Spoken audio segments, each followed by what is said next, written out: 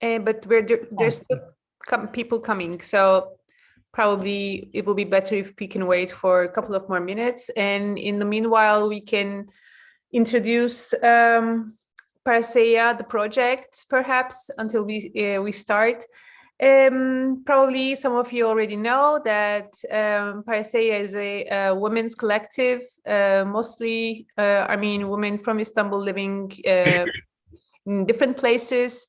And we have been preparing social media posts on various themes. One of them is heavily inspired by Harry Harootunian's work, the non-contemporaneity, and temporality in general, and non-contemporaneity in particular. And our followers would know Harry Harootunian's name from our posts, and also his publications, his books, and Aylin will be introducing Harry. But this is our fifth webinar, and the first one was with Silva Bingaz, our friend and colleague, for a very long time. And we talked about her photography over the last 20 years when we first started in last July. And then we invited Takuyi Tomasyan on her and talked on her book, Sofranda Şenolsun. And the third webinar was with Nazan Maksutyan, where we discussed the autobiography and the novels of Zavem Biberyan. And our last webinar was with Umut Tümay Arslan, where we talked about various things. Among them was also the television series in Turkey and its impact, and what is being represented, what is being misrepresented or not represented at all. And today we're going to be talking. Today we're going to be talking with Harry Harootunian on the video that we have already filmed in March in Paris, and we're going to air that video, and then we're going to continue our discussion, and we're going to take your questions, and Harry will answer them. Aylin, would you like to continue, perhaps? Sure. Thank you, Tallin. Again, as Parrhesia Collective, we are very pleased to be hosting esteemed Professor Harry Harootunian on our fifth webinar, who has been very inspirational for establishing our collective's critical background, as Tallin also expressed. Professor Harry Harootunian is the Max Palevsky Professor of History, Emeritus at the University of Chicago, and Professor Emeritus at East Asian Studies at New York University.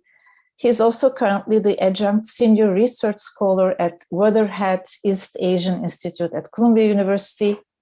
He brought the study of Japanese intellectual history into dialogue with the concerns of scholars of modernity around the world, and has written on subjects as diverse as samurai activism, early modern nativism, and 20th century modernism. Professor Harootunian is the author of many books. Among the very well-known ones are Overcome by Modernity, History, Culture, and Community in Interwar Japan, and Marx After Marx, History and Time in the Expansion of Capital. His current research interests are the repetition of fascism in Japan, questions relating to the status of the remnant and anachrony, and philosophic discourse in pre-war Japan. He also wrote a number of articles and essays on post-coloniality, Marxism, fascism, and historical theory. In this webinar, we will be concentrating on one of his latest books published in 2019, The Unspokenness Heritage. In this book, Harootunian, for the first time in his distinguished career, turns to his personal life and family heritage to explore the genocide's multi-generational afterlives that remain at the heart of the Armenian diaspora. Drawing on poetry, novels, anecdotes, and reports, Harootunian presents a composite sketch of the everyday life of his parents from their childhood in East Anatolia to the difficulty of making new lives in the United States, a meditation on loss, inheritance, and survival, in which Harootunian attempts to come to terms with a history that is just beyond his reach. The Unspoken as Heritage demonstrates how the genocidal past never leaves the present, even in its silence. Now, if everyone is ready, we can start screaming the interview Tallinn and Harry made in Paris for 25 minutes, I guess. We'll be watching this video together. Thank you. So we are muting ourselves and stopping our videos so that you see only the video. Okay.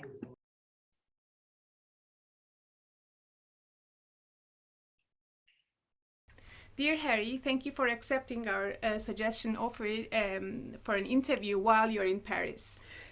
Thank you for inviting me. I'd like to officially thank you and the Parrhesia, is it Parrhesia? Yes. Collective, for asking me to speak about some of the work that I've done. I'm always puzzled by requests like that. I mean, it's and the reason for that is it's what it's what one does. I mean, it's the kind of work you do. You don't need to go beyond and advertise it.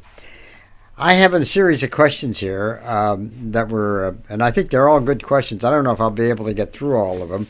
The interesting thing about all of these questions is that that in many ways they're all linked together in a kind of chain, and the chain happens to be my life. I mean, the anchor of the chain happens to be my life. So I will start with the first question, which really wants asked, in other words, was there a contingent event for your decision to write Heritage, the book on the Unspoken Heritage? And the answer to that in the simplest way, yes, the contingent event was my birth, I suppose. I mean, in the sense that I was born into in an Armenian family, and raised in that family, at least for the first 17, 18 years of my life, and obviously maintained some relationship to my sisters and my parents until my parents certainly died. But the event was, and a more complex answer to that is that it has everything to do with my relationship, or the kind of ambiguous relationship that I felt that I had while I was growing up with my parents. A better relationship perhaps with my father, but I saw my father less than I saw my mother, of course, since he was always consumed in working when he could find a job. My father came to the United States several times before World War I, and ultimately was able to leave Anatolia, or before he left Anatolia, he involved himself with these Armenian brigades fighting against the Turks on the Turkish-Russian border. And it was at that point, of course, that I think he decided to leave the area, at least for the time being, and return to the United States, where he joined the American Expeditionary Forces, which gave him citizenship. But he paid something for it by having been involved in a gas attack. He married my mother. I think it was an arranged marriage in Marseille, France. She also got there by some mysterious route, which is still unintelligible. I mean, I have no information really, other than the fact that she and schoolmates went to were taken to Greece, and after Greece, she and perhaps others found their way to Marseille, which is a kind of end point for a lot of Armenians who were fleeing the Ottoman Empire, or were lucky enough to flee it. The point is that both of them came to the United States. a few years then, in other words, certainly a decade before the Depression, my father was caught, like so many migrant workers caught in the Depression, remained unemployed, off and on unemployed, until the late 1930s, where he was able to land or get a permanent job with one of the automobile manufacturers. That had a lot to do with the coming of World War II, which perhaps saved the United States from permanent depression. You can understand, as a result of this, why the United States embarks on so many wars without really having any good reason, or at least any good moral reason. Mm-hmm.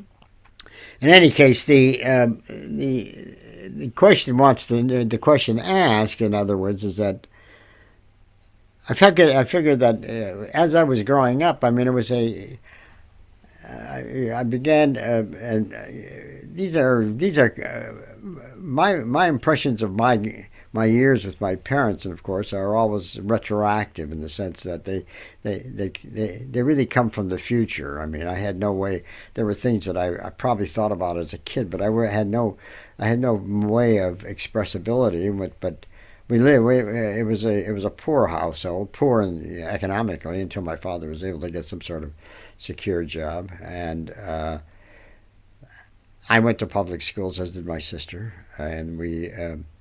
But you began to discover, in other words, in American life, real disparities. I mean, I had a sense, in other words, that these disparities that led to forms of uneven economic, in other words, existence for large and among large segments of the American population, mainly, of course, it's migrant working population, and African Americans, or blacks, as they were called at the time. But again, I had no way of being able to really make sense of it. I mean, because most of us who went through the public school system were fed a diet, in other words, of American exceptionalism on the one hand, and exceptionalism which was fundamentally based upon, presumably, the equality of all people and the equality of all opportunity. And you discover really, you don't have to be a genius to discover that neither of which were true. Neither of us were able to even come close to living, in other words, those myths. And but as I said, as a kid, I mean, my interests were basically very simple. I mean, the one point that I do remember, and as this really comes back to the problem of thinking about your life from a future perspective, which of course is I mean, as an adult, I mean, I have a way of being able to express it now. But the thing that really interested me more than anything else is in these observations about inequality, disparity, and separation, is the fact that you begin to discover that as an Armenian, you really did come from a reviled race. I mean, the point was, one of the things I really remember most growing up was the phrase, excuse me, the starving Armenians. And there was a phrase that was used really widely, in other words, to induce kids of all nationalities, in other words, to eat the food on their plate. I mean, I find it's a particularly racist and really demeaning phrase. I mean, people used to joke about it, but it was never a joke. I mean, even when I was younger, I knew that there was nothing funny about it. And but it was of a piece, in other words, with some very, very, how shall I put it, immature, childlike observations about ethnicity in the United States. That some people were privileged over other people by virtue of name, by virtue of complexion, color. Racism in the United States was not just between white and black, but that was the most convenient way of displacing, in other words, much more complex forms of racial and discrimination various groups, not just Armenians and so forth. So I wanted to get that out. And you're raised in an environment, you know. When I say I didn't know much about my parents.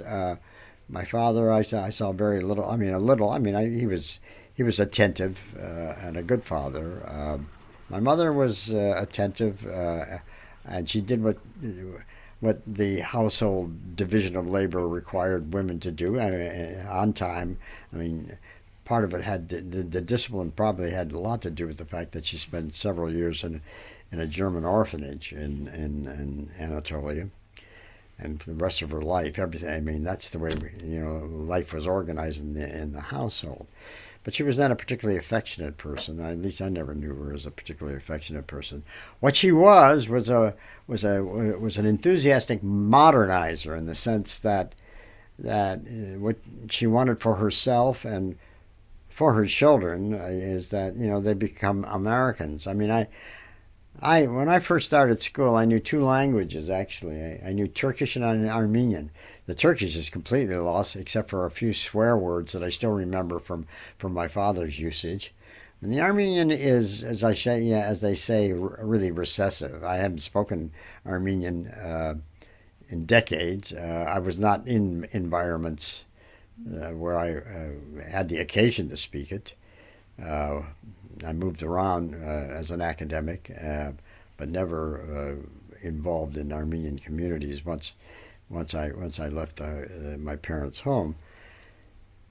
But by the same token, I began to think that part of that may have been due to my mother's own really quite energetic attempt to learn English on her own, which she did. She really learned it well, in a way that my father never really learned English well. I mean, he could communicate. I don't think he ever read. I never saw him with a book in English, even though he read obviously in Armenian and Turkish and a few other languages, actually.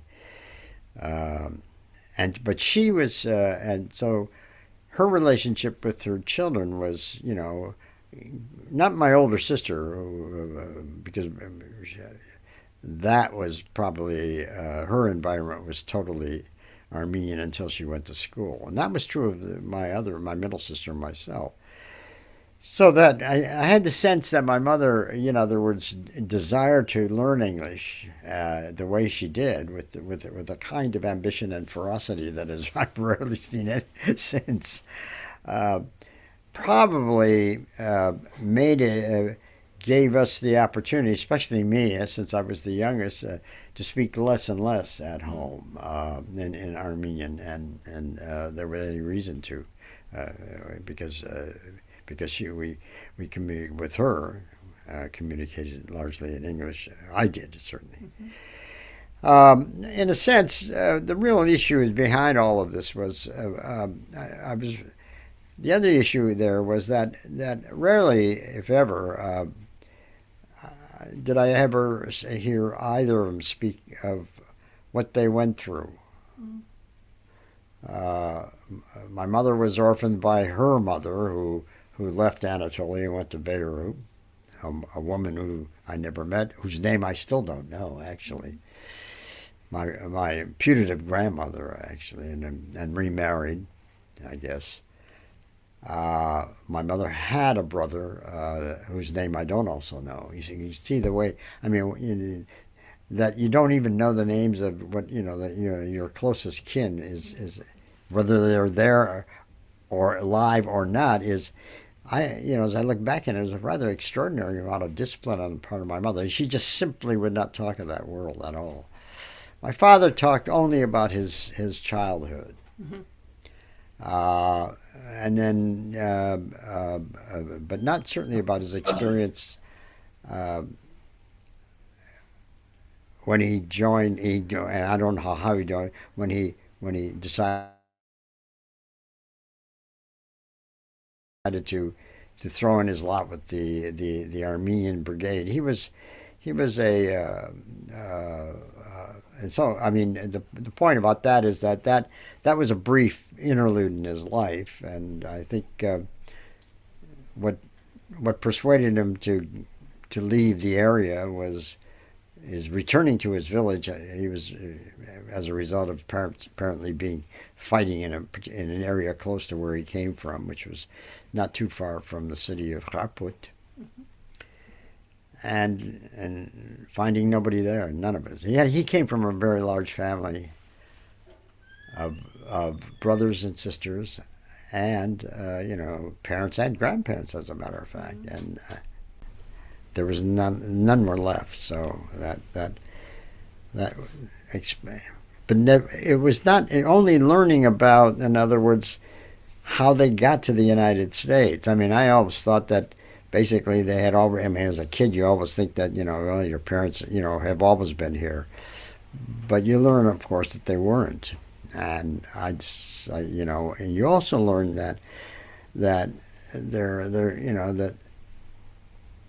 there's a whole history, in other words, which they've lived or experienced, that in some way, in other words, has been repressed, or at least willfully repressed. It's not that they forgot it; it's just that they simply did not want to talk about it. So you learn about this really indirectly, by watching, and listening to other people occasionally tell stories, people breaking down in tears, talking about people that they've, relatives and children that they lost, parents that they lost. I mention all of this basically because on the one hand, and on the other hand, there was the problem, in other words, of what you learn from your parents, and we learned nothing. I mean, basically, they came with nothing, and were faced with a really awesome prospect. If you can imagine, and I can't. If you can imagine, in other words, what it would have taken for people to move out of a society which was, how shall we put it, pre-capitalist, pre-modern, and into a society that was as modern as you'll find at that time in the early 20th century, the United States. You can imagine, the distance that must have existed. It's not as if, in other words, they had, my parents had any real access, in other words, in terms of a proper education. I mean, they had there were forms of education. My mother's education was perhaps more interesting than my father's, insofar as that she was educated largely in a German school, which would give her access to some knowledge about the world outside, but living it, going there and coming to terms with it is something that people rarely talk about in terms of migrations, especially that wave of massive migrations that came to the United States from the late 19th century into the early 20th century. It's just, forms of cheap labor. And the challenges that must have been set up, that people had to meet on a kind of day-to-day basis, I find extraordinary.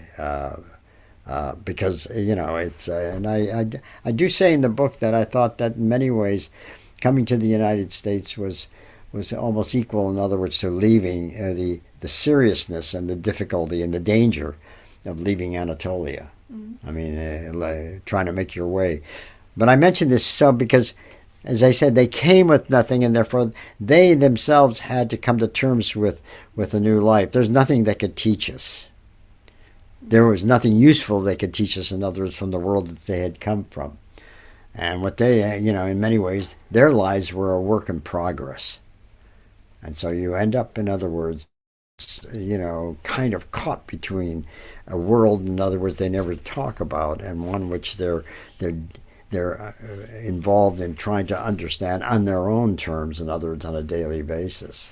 It's not much of an education. It's an education in perhaps observation more than anything else. But you don't really learn much of that. So that you end up, doing these things on your own. My interest until I left high school.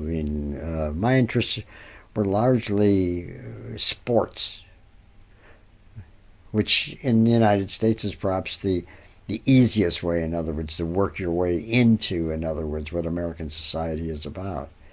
I'm not interested in sports any longer, but then, of course, I've I've gotten involved in other things. But in any case, that became the occasion. I mean, to have two parents, in other words, that remained obdurately, I should say, you know, almost stubbornly, in other words, silent upon their own lives, to the point where you're not even prompted prompted to even ask a question about, you know, I never asked any question about who my grandparents were. I never asked, you know, who my aunts or my uncles. The few relatives we had in the United States were largely my father's, and these were, with the exception of one first cousin, his first cousin, the rest of them were his second or third cousins. And I'm on this issue. I agreed with my mother very early that I didn't want anything to do with him. So that, to answer the question, I'm sorry that I've gone on too long for answering that question, but I think those things really, some of that's I didn't put into the book, and subsequently thought about it after the publication of the book, especially the business about the fact that they had nothing they could teach us, which, as I say, has become really important for me, not just about my own experience, but also about the immigrant experience in the United States, which people simply do not talk about. Let me go to the next question. As I say, wait a second. Yeah. I have something to tell in between. Yeah. But when you're saying that they didn't have anything to teach to us, but actually now they're still teaching us. In what sense? Well, you wrote this book. Yeah, well, that's true. Because you thought about it. I mean, I wanted to come to terms with that fact, even though you're right to raise that question, but at the same time, I find it really curious that I didn't actually address that question directly in the book. But it's there. It may be there. Part of that was due to the fact that, and I'm always embarrassed, and I say this with real sincerity. In fact, that I'm always embarrassed when people want to talk, want to ask me about work or what I do, and this or that, and I was determined, on the one hand, to write this memoir, which is in many ways a fiction. I mean, insofar as that, I had large gaps, holes, in other words, that I had to kind of imagine. But I didn't want to talk about myself. I didn't think, I tried to keep that at a minimum. It's hard to keep it at a minimum because you're doing the narration. And, as a narrator, you have to provide at certain moments certain things about yourself as to why you're saying what you're saying and how you can say what you say. But basically, I may very well have been, or convinced myself that I should keep it to a minimum. So. Well, but let me say this. This is one of the best books that I've read on Armenian genocide, starting from a family history, from the lens of a professional historian, and transcending that experience, Armenian experience, incorporating it into world history. Well, I did strive for that. I mean, it is a world historical event. Exactly. But I also believe, you see, that every experience, any experience, I don't care where it is, whether it is in Turkey or, in the late 19th, early 20th century, or China or Japan or any number of African, societies, they're all part of a larger world history, even though we have not thought of them in those terms. I mean, one of the Marx, said early, or when he wrote in the German Ideology with Engels, he says, he was talking about the possibilities of writing a history of a world history that had not yet been written. And he was right to raise that. And he was really thinking about capital and the way capitalism, certainly by the 19th century in the world market, had kind of brought the world for the first time into fairly close contact with the, region to region and so forth and so on. And it was also a basis on which he was criticizing Hegel's own conception of history.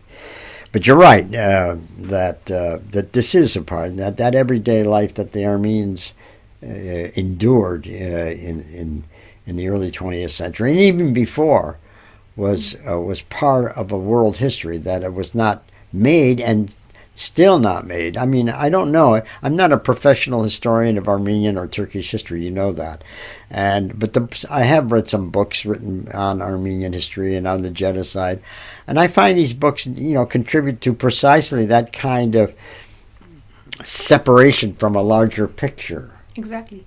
I mean, and the only large picture that they seem to be preoccupied with is to say, yes, it was happening in the shadow, not the shadow maybe, but, near to World War I.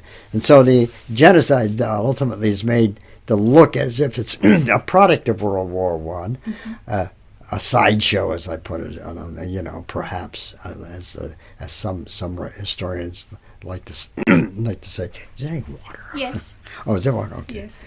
But that's the point, and I mean, it's not a microcosmic history.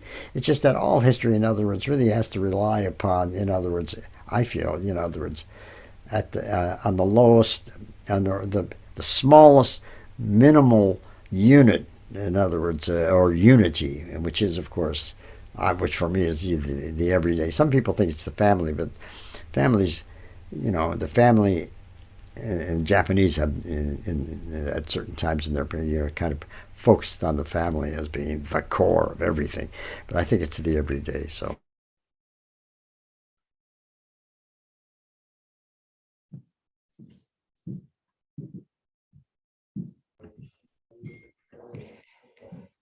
So we'll be continuing from everydayness. That we had a technical problem with the video. So in the rest of the discussion or in the rest of our talk, we talked about the everydayness of genocide and colonialism and primitive accumulation. And we would like to continue that discussion now with Harry. And before doing that, I would like to thank our cameraman in Paris, Harry Harootunian, and also Professor Claude Boutafian, in whose library or office we filmed this video at the beginning of March. And now perhaps we can continue, Harry, with you live on the fact that if you read genocide as an outcome of nationalism, probably we miss some very important aspects of genocide. And if we read from the economic perspective, then we have to talk about colonialism and primitive accumulation and the everydayness of primitive accumulation. What would you like to say on that? Well, I agree that there are these two different, they're not different really, but distant perspectives on genocide. My impulse was to try to get away from some of the standard accounts. I realize it's that was perhaps some form of conceit or personal arrogance on my part, since I was not a specialist in a field. I mean, I really had no qualifications, to be perfectly honest with you. But I also felt that it still constituted what was happening, what had happened in Anatolia happened, in other words, constituted a vital historical experience that needed to be raised in terms of much larger kind of framework. And that framework, of course, was was the idea that so much of the murder, the death, and the mutilations was largely directed at accumulation and at the most petty and basic level. I mean, it's almost embarrassing when you begin to read some of these stories, you know, about digging into bodies. In other words, in order to look for jewelry, for example, that may have been consumed just before death or whatever.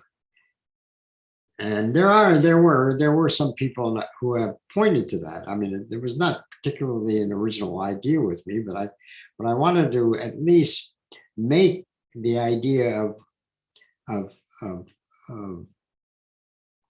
genocide something more than just a product or a byproduct of nationalism. And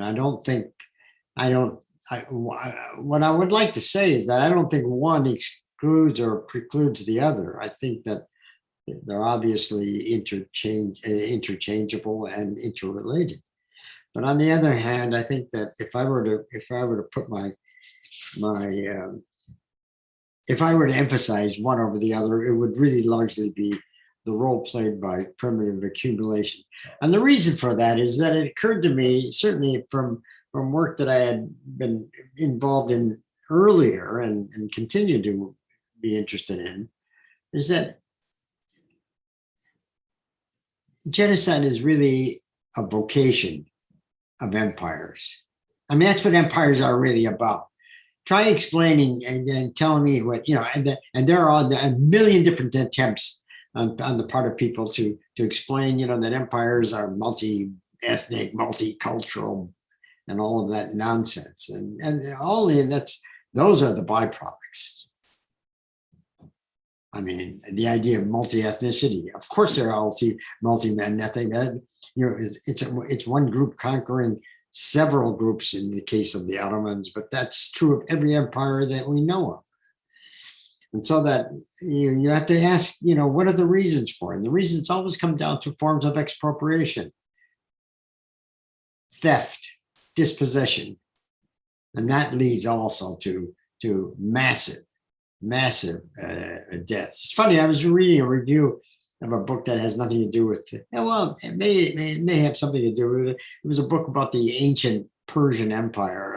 The reviewer finally concluded, almost you could almost imagine him concluding with in despair. He says that in the end, he says, we all know that empires are invariably about bloodshed and committing bloodshed.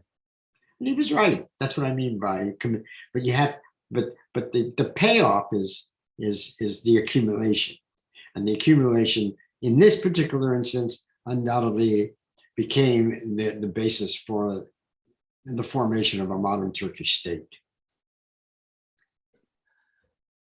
Probably it's related to primitive accumulation, and it's never really put in this context, but taxation is also part of primitive accumulation, right? Yes, we all know that. Yes, of course. And as a matter of fact, Marx said that. I mean, he has a whole section toward the latter part of the Capital, the first volume of Capital, where he talks about certain forms of national taxation, which suggests that taxation is a continuing, just like primitive accumulation is a continuing activity, a continuing. You're absolutely right there. Exactly. Now, to combine this with Tanzimat, which is seen mostly by the Turkish scholars as a period of new period for taxation. So the taxation was a central issue of Tanzimat, but this also means that the primitive accumulation is very much related to that type of new taxation. So we can talk about almost 70 years of a new type of taxation, abusive taxation and oppressive taxation, which was a very heavy burden on the Armenian peasantry for the whole 19th century. So this, in this case, should also be considered in the background of the colonial or primitive accumulation, according to what you're saying. Yeah, it is. Look, any group that migrates to another country for work. He usually ends up sending the money back as a money back. Gramsci has wonderful sections about the Italians that went to the United States at the late 19th, early 20th century and sent money back, and what that money was ultimately used for. That's primitive accumulation. Pachinko parlors you find in Tokyo, in every Japanese city, for example, are usually run by Koreans or North Korea. I mean, that money is sent to North Korea. I mean, it's a major source of North Korean finance. And you could go on in that. I mean, so that the interesting thing about primitive accumulation is that it's not as was once believed by, especially Orthodox Marxists. It's not a one-time thing. Yeah. Exactly. And to see it in the perspective of an ongoing or continuing process changes the whole nature of how we look upon, the certain kinds of historical events leading to modernization and transformation. I have also other questions in mind, Harry, but I will first ask Eileen if she has any questions, and also our audience perhaps wants to join us in our discussion. Eileen? Actually, it's a question that we all have at the Parrhesia Collective about temporality. Harry, we are very much also inspired by your suggestions on maybe this unevenness when it comes to experiencing certain events. And you introduced and showed us the applicability of the concept of unevenness and contemporaneous non-contemporaneity, as well as the repercussions. Yeah. Yes. Can you tell us about this approach a little bit? Well, it derives from my reading of a number of people. I mean, it goes back. It's in Marx, actually. He's sensitive to it. I mean, he's sensitive to it in the sense especially when he's talking about the various levels of time that characterize capitalism itself: circulation, production, reproduction. All of these things really operate at different levels of time. But then he goes into other forms, and the one area that he clearly shows unevenness is in this notion and in his theories or theorizations of subsumption, where early capital, during the early phases of capitalism, at least the economic phases of capitalism, there was an attempt to use, if you could fit it in and saying, what had existed, certain kinds of economic practices or even relationships, exploitation, for example, from an earlier age, an earlier mode of production, you fit it into the new capitalist process. That immediately brought together, two practices from two different times. I mean, just think about it, and you can go on beyond that. It's not just an economic phenomenon. You can begin to think of it in terms of politics. I mean, that's what Gramsci kind of added to this, and Trotsky adds to it, that there's always this process of combining something that is commensurate with something that is incommensurate. That's the whole problem of modernization of late developing societies, wherever. And then it's also true of Europe if you look at it. The whole development is really based upon this notion of bringing together the commensurate and the incommensurate, and practices that really belong to different ages, but are where there's a kind of refiguration or reconfiguration going on, as well as a resynchronization. You have to synchronize. You have to synchronize. That's where you get the synchronization of time. The most important element in all of this is that you have to make these older practices appear that they are consistent with the new, almost hiding them within the new.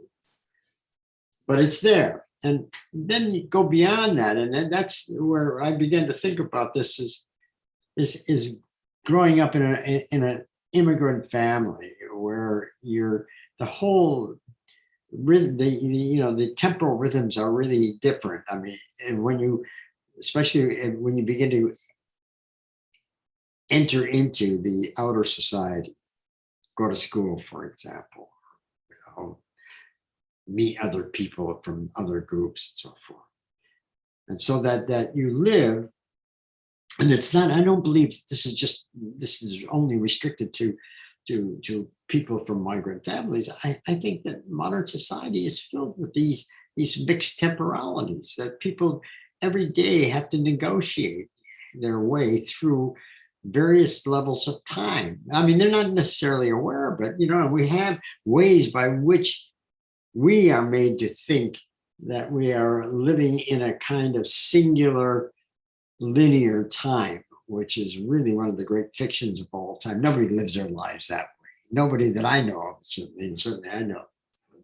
Every biography you ever read or you've ever read is always about that singularity of time. And the nation state itself, one of the most important things that the nation state was able to do was to impose a singular time. A capital needs a singular time, basically. That's basically what it comes down to. A time I cannot tolerate, most nation states cannot tolerate the multiplicity or plurality of times, even though they do continue to exist. And by the way, I don't know a lot of, there are societies there, you'll find this in any society, I'm certain of it. It's not just the societies that I became involved in as a professional historian. And so I think that it's also one of those factors that is consistently overlooked by historians who are dedicated to the idea of some notion of a linear singular time where everybody shares. And the point that impressed upon me most was when I was reading this German philosopher, very interesting philosopher, who's pre-war and then lived into the post-war period, by the name of Ernst Bloch.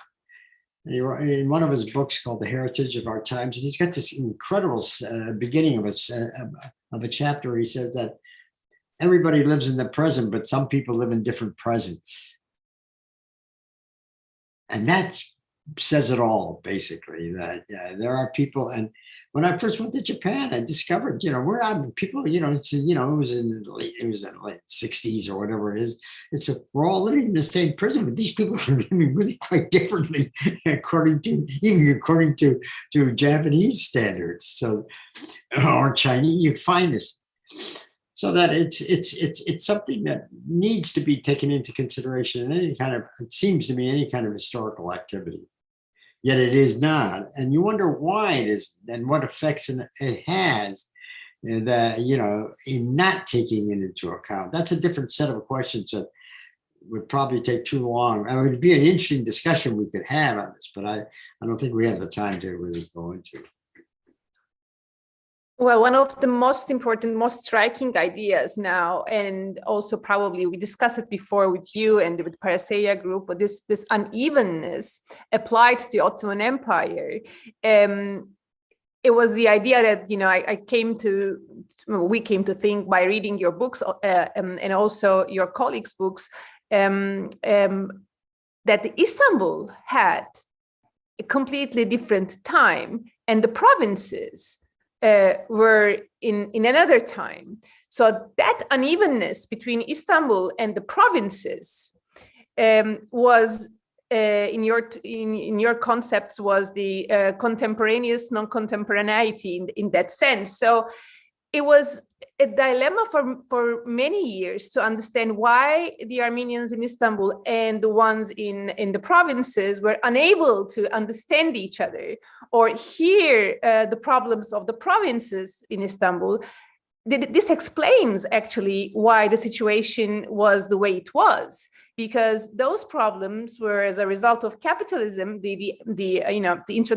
introducing different system of trade, money relations and economic relations in the provinces caused a different time as well. I mean, it changed the everyday life of Istanbul and the provinces so much so that this unevenness was not anymore. It was not to be bridged. This gap couldn't be bridged, and it continued. Of course, it came to its peak with the genocide, but afterwards as well. I mean, it was a huge issue for Armenians to understand what each other's problems were between the Armenians of Istanbul and the Armenians of the provinces. Yeah, I think that that's just right. When you were speaking, I was thinking of the novel of the 40 Days at Musadah, and where the major figure is very cosmopolitan businessman in Istanbul, but when he goes back to Musadah, there's a real disparity between these peasants in those 5 villages or whatever they were, and himself, and in many ways the novel is really about his transformation. I mean, I think that's one of the real motifs of understanding what they were about, learning how to understand what they were about. But there is this problem of time everywhere. I mean, from the late 19th century onward, there were attempts on the part of various kinds of institutions to stabilize our standardized time. In the United States, when they began building railroads, they discovered the plurality of times is farther, west, from east to west. Every locale, every region had the right to establish its own standard of time.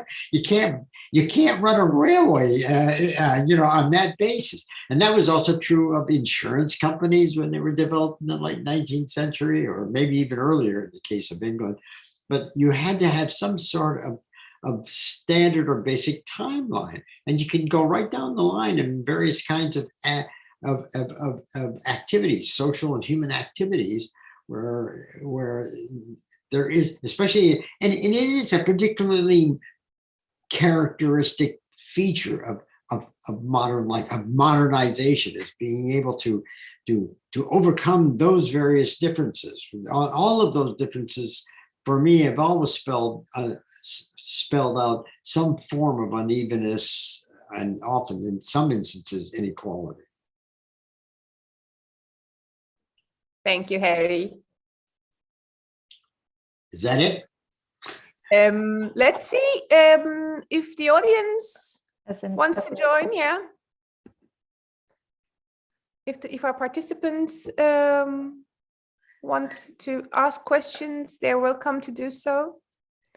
And if not, I have some other questions, and probably Eileen also has some other questions.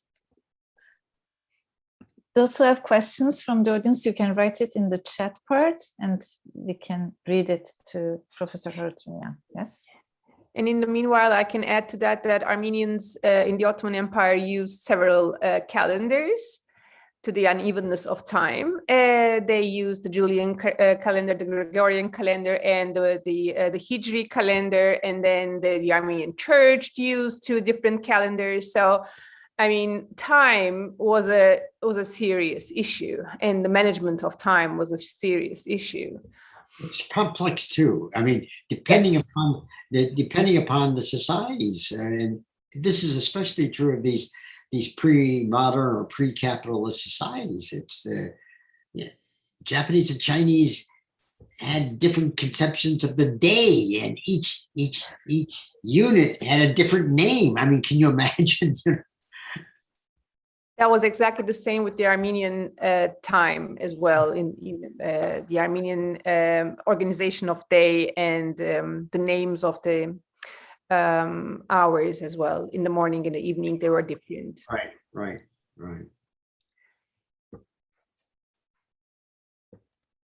But what I find interesting is that all this complex issue of temporality has never been really addressed in the literature. In the case of Ottoman Empire, there's only, as far as I remember, Avi Vishnitser's book on Ottoman temporality, and this is about the Ottoman and singular, mostly Istanbul temporality. But then we have the provinces, which are, which have completely different understanding of time and temporality, and different groups who have different temporalities as well. So, do we have questions?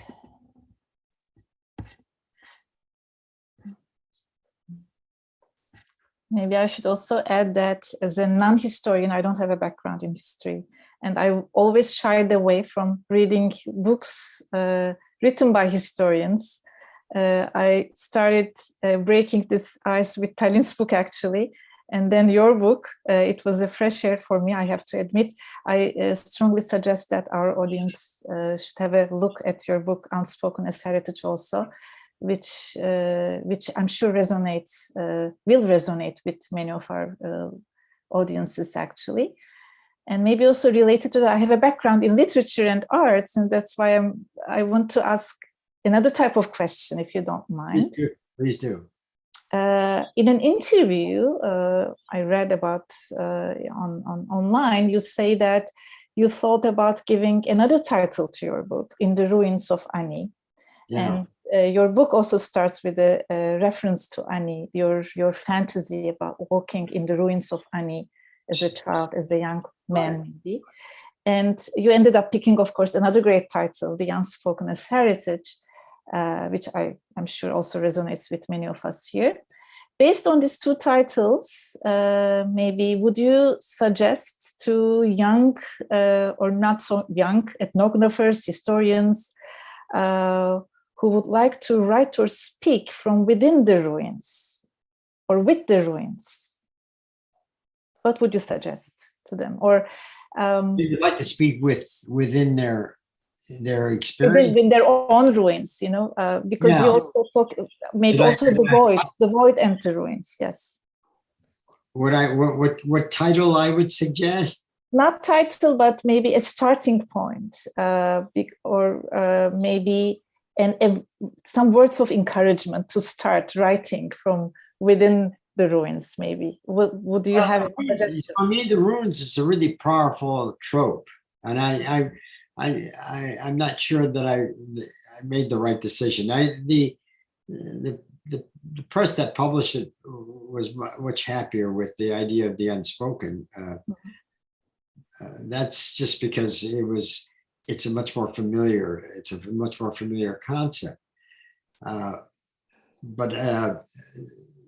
the rune, the idea for me, the metaphor of the rune is still kind of all-consuming. I mean, it's something that I think about, more often than not, and what it means under certain circumstances.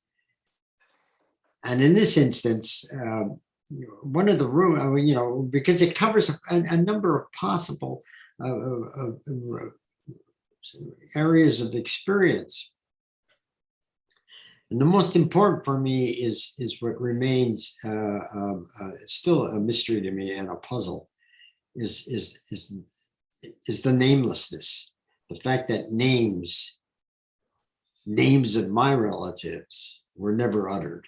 The names of, I don't know if this quite answers your question, but that certainly comes out of, and that was at the heart when I first began to imagine this particular project. And I actually decided upon a title before I had even begun writing. It was the problem of the names that I want. I mean, that the rune for me is really the effacement, the destruction of one's name and one's identity. That's real identity for me. I'm not very concerned about the more recent, fetishization of various forms of ethnic identity and so forth. But the nameless. And then you discover, in very good Benjaminian fashion, that the nameless need to be honored. As now you mentioned Benjamin and the nameless list, perhaps we should come to the point, can the survivor speak, or, as opposed to can the subaltern speak? And I know that you have a strong statement on that. I don't, the survivor, the survivor is, you have to make, it becomes I saw it upon my responsibility, my obligation to try to make the survivor speak. I'm not interested in I don't, the subaltern, there's problems. The subalterns speak in their own way. This is exaggerated by enlightened, educated elite, in other words, who uses the subaltern to make a case for themselves. I'm not making a case for myself. I'm just saying that these were people that chose not to utter the names of those to whom they were closest. And they passed this on from one generation to the other. The example I give is, my father mentioned only one of his sisters. He had many sisters, many brothers, and that was his sister Catherine. And she died of a natural, not natural, but she died of pneumonia before the genocide. But the rest remain nameless. And then, there are books written about this. I mean, people who have returned to this. So that, for me, this really constitutes the essence of a ruin. To get back to the prior question, therefore, is that the ruin is a kind of entry into vast regions that remain really unknown to us, or unattended, let's put it that way. There's a children's psychoanalyst who coined the term unthought known. Christopher Boyas is his name. I think this also resonates with what he says, the unthought known as a child. And then we give form to this unthought known later on in our lives, maybe. That's right. That's right. Yeah. I mean, I have no disagreement with that. That's just right on the mind, as we say, it's on the dime. Yeah. Thank you very much. Thank you for your answer. Thank you for your question. Thank you for your question. We have a question from the audience. Talin Voskerician has a question. She says, thank you for most interesting webinar. Professor Harootunian, as a writer, more than a historian, what difficulties and impossibilities did you face as you wrote the unspoken? Because the unspoken is also the unwritten for the writer, and to write heritage that is in fragments, broken. The real problem was, there may be several problems, but the real problem was the idea of the recomposition. That I as a historian, I had to, it was a good lesson. I had to learn that it's okay to recompose something. Historians, as you know, and as the person probably who knows, who asked the question, the historians are educated, disciplined into telling it like it is. I mean, as if somehow, it's accessible as long as you have all of the sources. I've never, that you have to abandon that. I mean, that's what a recomposition. When you talk about a recomposition, you're really saying is that you're trying to imagine somebody's life. You're trying to imagine what somebody is thinking that you have no access to. You have no access. Like I was trying to imagine, one of the most difficult moments that I had was trying to imagine my father coming back to his village and deciding that, seeing that there was nothing there. As he told my oldest daughter, when she was smaller, he says, even the fruit trees were dead. Everything had been, so that you have to try to, and I don't pretend to even come close to imagine what he must have thought he must have felt at the time. But that would be the real problem. And it becomes an increasingly more difficult problem for historians, given their own inventory of mythic perspectives, of being able to tell it like it is, a story making, without ever thinking that everything that they do is reduced to some sort of plot, some sort of storyline, that people are supposed to have lived. Again, getting back to biographies, one of the reasons I dislike reading biographies is that nobody lives lives like that. I mean, you don't live a life. I haven't lived a life like that. And it's hard to imagine why anybody would take the forms that seriously, or seriously enough so that they would use it and expect others to read and either get pleasure out of it or some sort of knowledge or experience. That's anyway, that would be my response to the question, is that the most difficult part was living with the idea that you were doing a recomposition and you were making things up.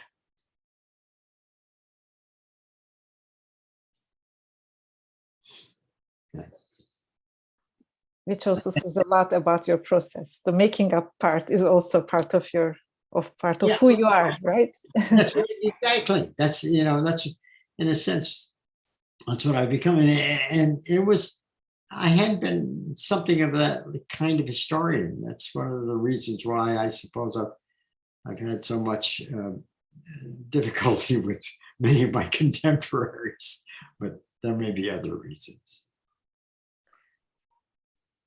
Cecile Artuch, one of our collective members, is asking a question saying that how did writing this book contribute to your Marxian perspective?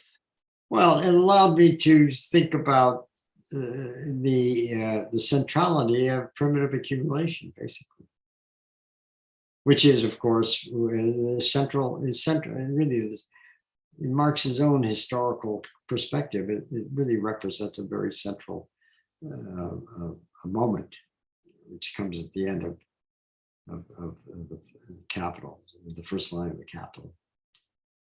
It's because, and what you learn about, and the other thing you learn about it through primitive accumulation, and I really didn't say this in the book, but I have certainly said it elsewhere, or more recently, is that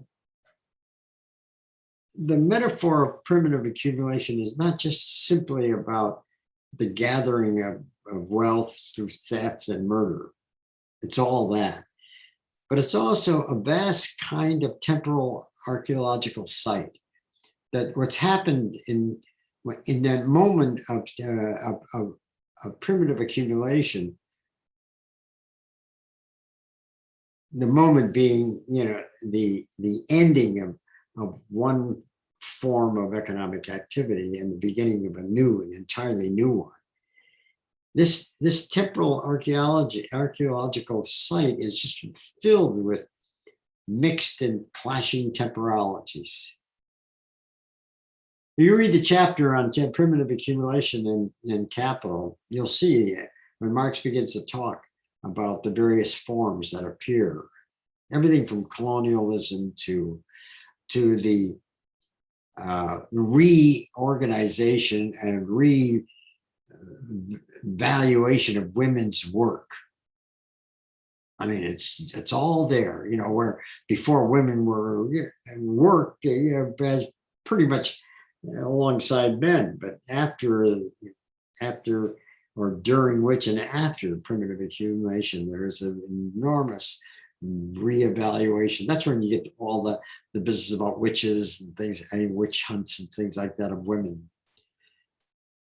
And that's something that needs to be further teased out. But I think that there is, it represents, if you're going to characterize that moment, you need to return to the problem of the colliding times, various temporalities, which leads ultimately to some form of standardization and linearity. So what you're saying is that basically genocide is a colonial crime. Yes, and unequivocally, it's a colonial crime. It's a colonial crime, just as, but it's one that the process of, as I said, empires. Once you're committed to an empire, that's the only course you can take. There's no such thing as a benevolent empire. That's one of the problems of mainstream Ottoman historiography, where we have a benevolent empire. No. Well, it's not just, I don't know that historiography like you do, but it's also true of other places. I mean, American historians, for decades, till fairly recently, had no idea what to do with Native Americans. They had really little idea to do with Black slaves. I mean, what do you think slavery in a society, slavery using the exploitations of an ancient mode of exploitation to service essentially a modern economic activity? That's what slavery, Southern slavery was. It's not just Southern, there was slavery in the North. There was slavery around where I live right now here in upper New York State. They're all the traces of slavery. There's still homes. In other words, the basements have chains, in the walls. But that's what I was trying to get at. Yes, and empire. Americans never believed that they were an empire, but they say, their subsequent imperialism was actually driven by going across the continent. Actually, that's where it started. It started much earlier. It started in the 18th century, not in the late 19th or early 20th. So it is a crime. Empires are a crime. Thank you, Harry. Thank you. Last year, we started in April our posts, and we came together as a Parrhesia Collective publicly in April. One of our first posts was, it's difficult to speak the truth in April. And now, after 1 year, thank you very much, Harry, for helping us speaking the truth. And it was very nice talking to you. And it was a very, as always, illuminating talk, mind-opening talk, and very inspiring talk. Well, for me, it was an honor to be here. I say this in all sincerity. It was a real honor, and it was a real pleasure to have met all of you, at least through this mediation, and hopefully, like you and I didn't meet each other for over a year, and my desire is always to meet somebody live now in person. So, thank you for this opportunity. In any case, thank you, Harry. Thank you, Harry. It was a privilege. There are so many thanks coming also from our audiences. Our first post, I just found it. It said, in April, telling the truth is difficult, so is having the courage to hear it. So I would like to thank our audiences too for listening to us. Yes. And I would like also to thank to the background heroines, actually, Cecil Artuç, Narod Davayan, and Marisa Salinas, who made today's event possible.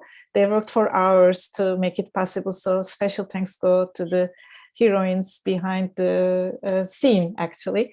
And I'd like to thank Tallinn also for introducing you to us, to me, and to the Parrhesia Collective. I owe a great debt to all of you. And again, you see, you did the right thing as far as I'm concerned, because the people that you mentioned would have remained nameless to me.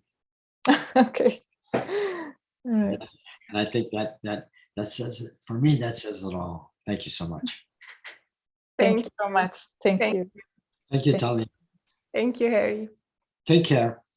You too.